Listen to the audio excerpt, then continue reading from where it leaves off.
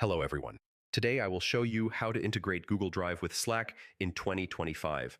This integration is very useful, and it helps teams share files, previews, and permissions directly inside Slack. First, let's understand why this matters. Uh, Google Drive integration allows you to share files without downloading them.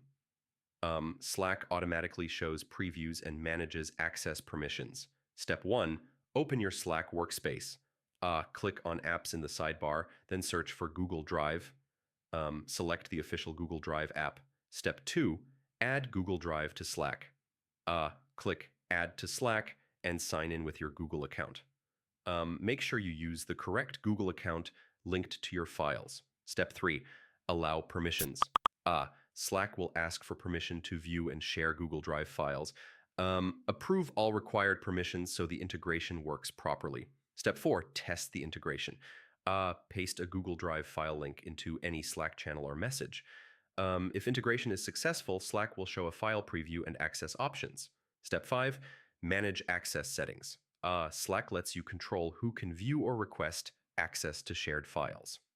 This helps avoid permission issues later. If you don't see the app, ask your workspace admin. Some workspaces restrict third-party apps.